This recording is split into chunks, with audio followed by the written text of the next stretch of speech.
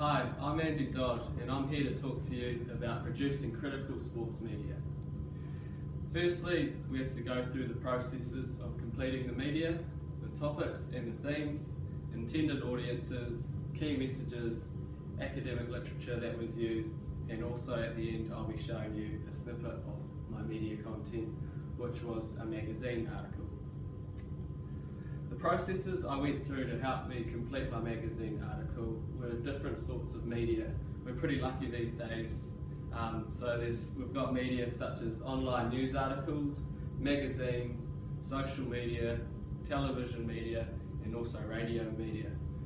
For me personally, I love listening to the radio because I'm in my car every day and I listen to Radio Sport, specifically Vici on Sport all the time. So he covers a lot of topics that have helped me complete this magazine and that I can relate to from a personal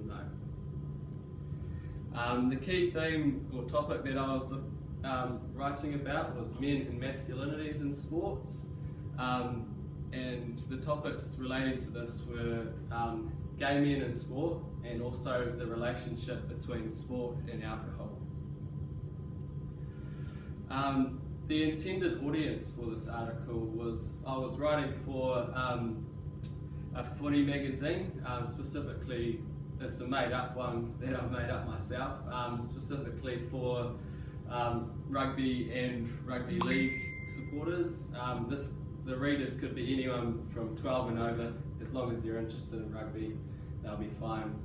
The key messages that I was trying to portray in this media article were encouraging footy players to come out and be open with their sexualities, because in the past there has been a lot of issues with players coming out, and I think as time goes on we've actually become more accepting to it, so it's just encouraging people to be themselves and happy with their sexuality. And also the relationship between footy and alcohol. I work for an alcohol company myself. I don't personally see much wrong with alcohol, but it is interesting that all major sporting teams are sponsored by a major alcohol brand, which I find quite interesting. And then also, should professional footy players be seen as role models? Obviously they're in the media all the time for getting in all sorts of troubles, and most of it does include them being intoxicated. So yeah. There were some academic literature that I used for both my articles. For gay men in sport, the majority of them we're just talking about, so the idealistic masculine men, and particularly how, back in the 60s or 80s, depending on the era, society saw the main masculine man as someone strong that could take on the world.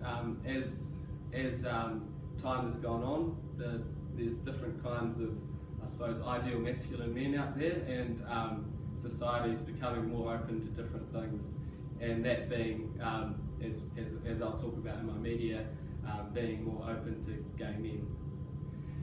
In my other article relating to alcohol in sport, I cover a few topics, and then the main one or theme that I can get from most of them were just the relationship between sport and alcohol, and how most major sporting teams are sponsored by alcohol companies. A few examples of that are Steinlager, so they sponsor the All Blacks. They've been sponsoring them unconditionally for 30 years.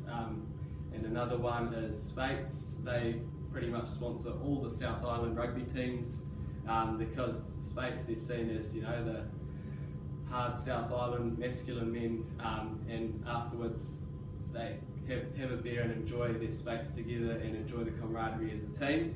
Although with this being, I suppose, the culture that comes with it, we do see a lot of these footy players getting in a bit of trouble. So as you can see, this is my sporting media, my sports media. So this is my magazine. It's called The Footy Forum, and we've just got Shaun Johnson here. He's a Warriors NRL player. And as you see, the caption here is, "We speak to Shaun Johnson as he comes out as the first gay man in the NRL." Well, this isn't true, I just made this up, but I'm just saying this as if it was something that really happened. And then also we've got the Mad Mondays here, something that's pretty, I suppose, it's only just happened in the last few weeks. We've had a few footy players get in a bit of trouble with alcohol-related issues, and it's kind of a cultural thing that's ingrained in them. And then also we'll go back to the role models. Should these sportsmen be role models, because they are in the media a lot, but some of them are getting in a bit of trouble. And then just to finish, this is what it looks like, which I'll send to you, but yeah, we've got some pictures here. So this one's just showing, I suppose, rugby and rugby league, how it's a really tough sport, and not many people are used to seeing, I suppose, gay men in sport. But as you can see, we've got actually a UK football player here, and he came out that he was gay in the 90s. He was the first person in the whole of the Premier League to come out that he was gay.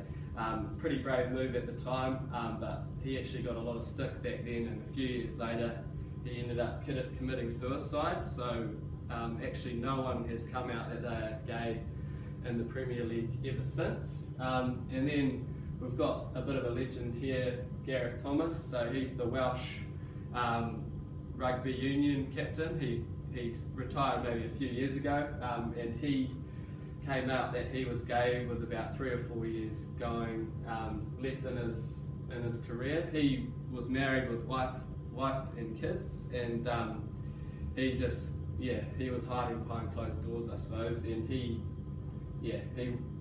when he came out, it ended up being he ended up playing the best rugby he's ever played.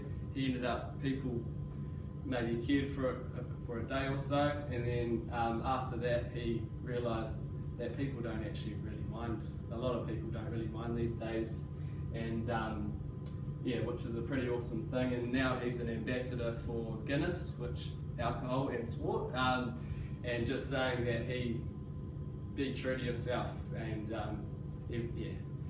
in terms of the next article that I wrote, it was for relating to alcohol and sport. As you can see here, we've got it's just pretty much about how most rugby teams are continually sponsored by alcohol companies, and also how it's ingrained from a young age that after you play a footy game, you have a few beers in the sheds with your team, and then afterwards you go out and have a good time, and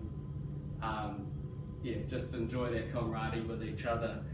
The only issue is a lot of these professional sports players are doing this, and a lot of them are tending to get in a bit of trouble.